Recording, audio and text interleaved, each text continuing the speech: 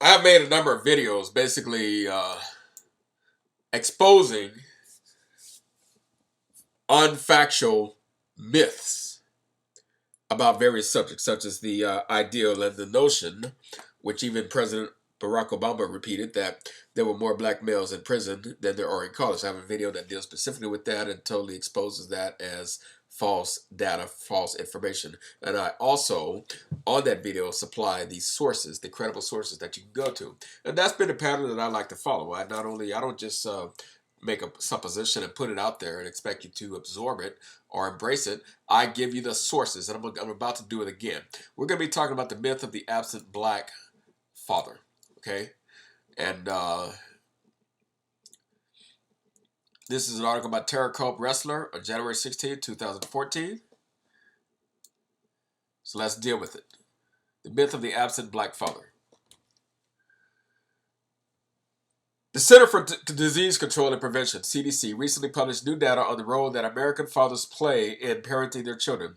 Most of the CDC's previous research on family life, which the agency explores as an important contributor to public health and child development, has focused exclusively on mothers. But the latest data finds that the stereotypical gender imbalance in this area doesn't hold true, and dads are just as hands-on when it comes to raising their kids. That includes African American fathers. I know you've heard differently, but again, we're going to explode some myths. In fact, in its coverage of the study, the Los Angeles Times noted that the results defy stereotypes about black fatherhood because the CDC found that, listen carefully, black dads are more involved with their kids on a daily basis than dads from other racial groups. Let me read that part again. Because the CDC, which is the Center for Disease Control, found that black dads are more involved with their kids on a daily basis than dads from other racial groups. Now, being an involved dad. By most measures, black fathers are just as involved with their children as other dads in similar living situations, or more so, according to a new report by the National Center for Health Statistics. So what they did is they compared similar situations, basically two situations. Whether it was a father who is living with his children or a father not living with his children. Those are the two situations. So we have a bar graph that we're going to go through. The light gray bar represents Latinos. The gray bar represents whites. The orange bar represents blacks. So let's start with this one. Children under the age of 5. Fed or ate meals with their children on a daily basis. 63% of the Latino fathers who live with their children ate meals with their children on a daily basis. 73.9% of the white fathers and 78.2% of the black fathers. As far as those not living with the kids, 8.6% of Latinos. They couldn't even measure the number of whites, almost nil, who ate meals with their children on a daily basis, and 12.6% of the black fathers that ate meals with their kids on a daily basis. Bathed, diapered, or dressed their children daily. 45% of Latinos, 60% of whites, 70.4% of black fathers bathe, diaper, or dress their children on a daily basis when they're living with the kids. When they're not living with the kids, it's 12.7% of black fathers, 6.6% of whites, which is the lowest, and 7.3% of Latino fathers. Play with their children on a daily basis. Fathers living with their kids, it's 74.1% Latino, 82.7% white, which is the highest, and 82.2% black, which is slightly lower than the white. Play children with their daily basis when they live at home with the kids. And when they don't live at home with the kids, it's 10% Latino, 6.6% white, and black fathers, 16.5%, which is more than the blacks, the Latinos, and the white fathers put together. When they not live with the kids, they still play with their kids on a daily basis, and that's very important. Read to children daily. 21.9% Latino fathers do that, 30.2% of white fathers, and 34.9% of black fathers. When they do not live with the kids, they couldn't even measure the Latino fathers that read to their children on a daily basis. When they do not live with their kids, 3.2% of white fathers do versus 7.8%, more than twice as many black fathers. Now, when we're talking about children under the age of 5, that is a critical time period in a child's life. Psychiatrists say that a child formulates his basic character, his basic characteristics that are going to be with him his entire life by the time they are 3 years old. And that is based upon the environments they are in, the exposure that they have to love and to family and to everything else, even what happens around them. It affects their character. So that is a critical time period. And personally, I feel that any woman that gives birth should spend the first few years, at least at minimum, with her child and not return back to work after 3 months like a lot of women do. I don't understand that. Because men should be able to take care of their families in such a way when they have a family that she doesn't have to return to work. That's if she needs to work at all. I have 5 siblings. There's 6 of us. My dad never believed in my mother going to work when there were children at home. Matter of fact, he never wanted her or needed her to work, period.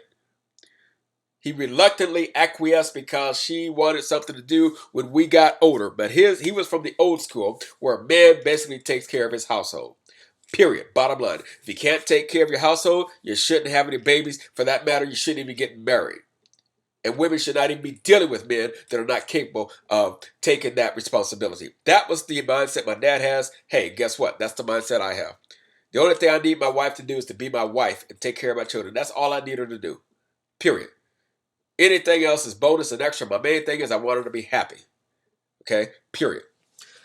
But this idea that we can't do something unless both of us go out there and make the bacon, I don't believe in that.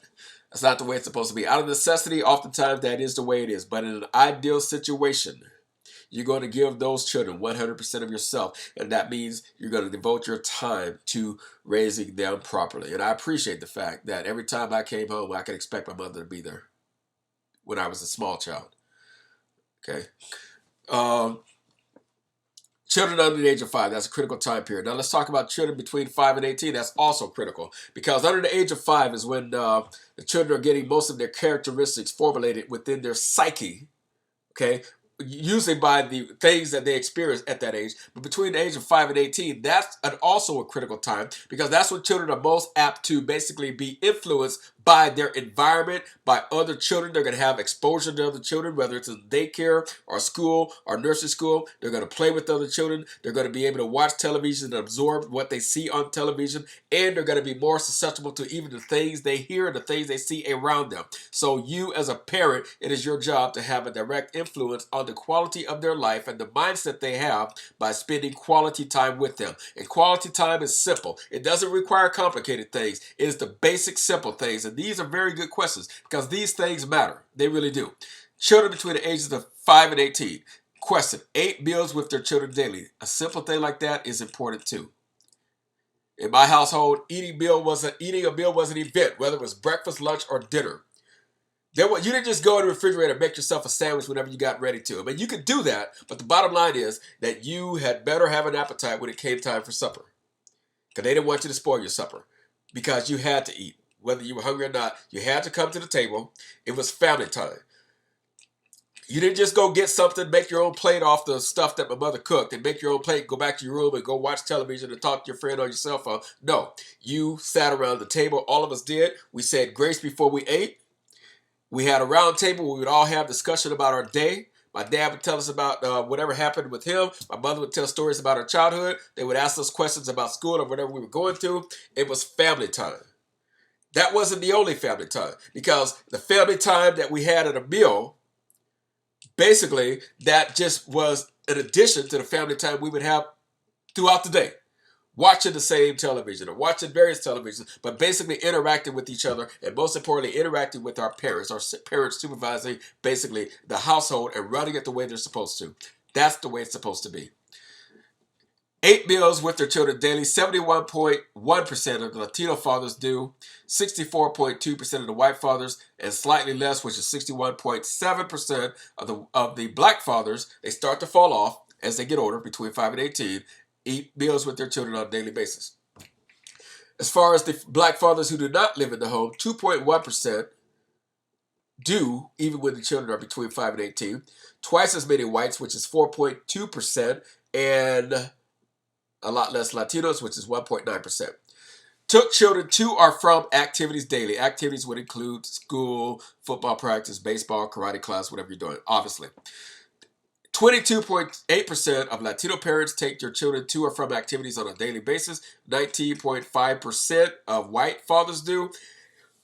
And 27.1% of black fathers, when they don't live in the home, it's almost equal for black and white. It's 5.1% of black fathers, 5% of white fathers, and only 2% of Latino fathers take their children to activities on a daily basis when they don't live at home with children. Talk to children about their day daily. 63.4% of Latino fathers, 67% of white fathers, and slightly more black fathers, which is 67.4%, talk to the children on a daily basis when they live with the kids. Father not living with the kids is 17.8%, still the highest of the black fathers do, 16.1% of the white fathers, and 11.8% of the Latino fathers. These numbers are way too low, actually, by the way, because whether you live with the kids or not, your children, there's a tiny percentage of fathers who don't live with the kids that are interacting with them on a daily basis. And a lot of this interaction you can do by phone. Obviously, you cannot eat meals with your children by phone. You cannot take them to activities daily by phone, but you can certainly talk to them by phone. And this is shameful right here. Yes, blacks lead on this, but it's still way, way, way too low for all racial groups. Now, help children with, I'm surprised that this one is actually so high. Help children with homework or check that they finished it daily. Fathers living with the kids, 29.3%. I think that's pretty good for Latinos. 28.1% of white fathers do. I think that's pretty good for white fathers. And 40.6% for black fathers. I'm actually surprised at that. I'm really surprised it's as high as it is. I would expect that it would be pretty much similar to what the Latinos and white fathers, but it is a lot more black fathers. Help the children with homework or check that they finished it on a daily basis when they're living with the kids. Fathers not living with the kids, it's still blacks are higher on that. 9.7%. 5% of the white fathers and 3.2% of the fathers not living with the kids help their children with their homework or check that they finish it on a daily basis. That's also something you can do by telephone. In some cases, the difference between black fathers and white or Latino fathers were not statistically significant, obviously. Nonetheless, the fact that there's no dramatic drop-off for African American fathers is still a surprising revelation for some people. Many people, if you were to give them a quiz and a test on that, they would expect that the black father's father involvement would be less involved. But I have to question people like that. Where did you get that notion from? Where did you get that idea from? It's amazing that on the internet, on YouTube, or any place online, you have these racists who get up and make these comments about black fathers not being present. Who told you that? Who told you that? See, we all have our own life experience. I have my life experience, okay? And by the way, I have to make a point here. Only a fool thinks that their very limited life experience, and all of our life experiences are limited to our life experiences. But only a fool thinks that his life experience is somehow indicative of everything that exists. That's why we have statistical data that we can use to basically correlate what we think and compare that to what is factual based on statistical data. Okay?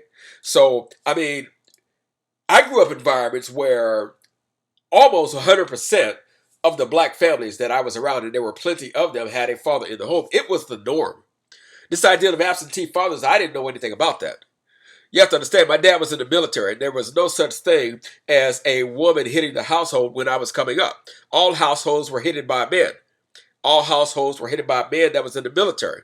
All households were headed by a man that was very structured and was a disciplinarian. That's what military men are. That's the way they raised their families. That's the way they raised their sons. My dad was not only a father, but he was a coach. He coached the baseball teams. My brother and I played. We played baseball. We played football, other sports as well. But my dad particularly and uniquely was a baseball coach, in addition to the fact that he was a great father. Well, he is a great father. He's 80 years old, and he's still a good friend of mine. We have a great relationship, and I cannot praise him enough. So if I have an excuse to praise him, like right now, I'm going to do it. And it was the norm that like I said, the majority of the black families that I had any involvement with all had a father in the home. The exception was if he had died or something like that, and that's going to happen. And that's even when we were not on military bases. We did a lot of traveling, but wherever we were, that's the way it was. I would not know myself about this ideal about these absent black fathers if I did not read about it and hear it. And today I see it. But as I was coming up, I did not see it. Okay? I accept it as a fact, but I didn't know it coming up because it was not my experience. That's what I'm trying to say. Anyway, let's get back to the website. Let's see. Considering the fact that black fatherhood is a phrase that is almost always accompanied by the word crisis in U.S. society, it's understandable that the CDC's results seem innovative. But in reality, the new data builds upon years of research that's concluded that hands-on parenting is similar among dads of all races. There's plenty of scientific evidence to bust this racially biased myth. The Pew Research Center, which has tracked this data for years, consistently finds no big differences between white and black fathers.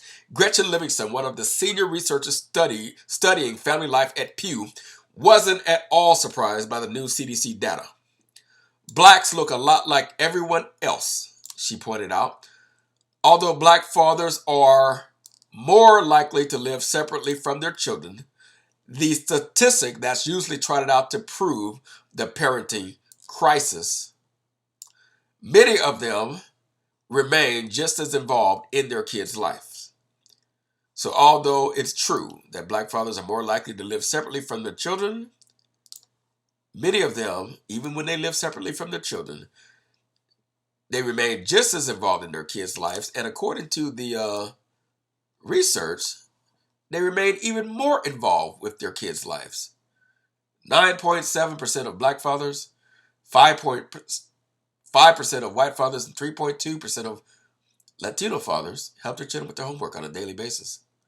Talk to their children about their day daily. 17.8% of blacks, 16.1% of whites, almost identical, and 11.8% of Latinos. So these are the numbers. You don't like it, go argue with them.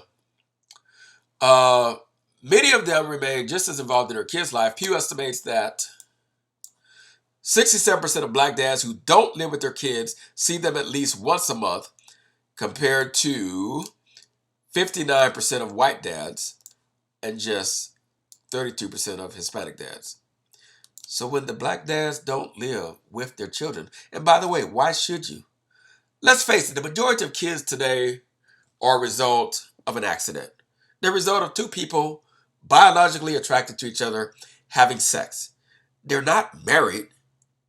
And this idea that if you have sex with someone, whether it's a girlfriend or someone you met at the nightclub or somebody that you know from around the way, it doesn't matter. If you have sex and a pregnancy results, you absolutely should be there for that child. But that does not mean that you and your sex partner all of a sudden should form a happy home or try to, because in most cases it would never work.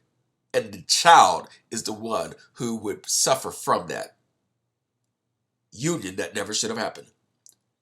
So you don't have to be in the same household with the person you happen to have sex with who happen to have gotten pregnant. Just be there for your child. Raise your child. That doesn't mean just sticking your head in and giving up a couple of dollars a few times a month. It means being actively involved. And that's what we're talking about. And it's showing that black fathers are even more actively involved than the other races are, even when they don't live with the kids. Look at this one. Play with the children on a daily basis. Black fathers do it more than the white and Latino fathers put together, according to that data. Let's see, what do we have else?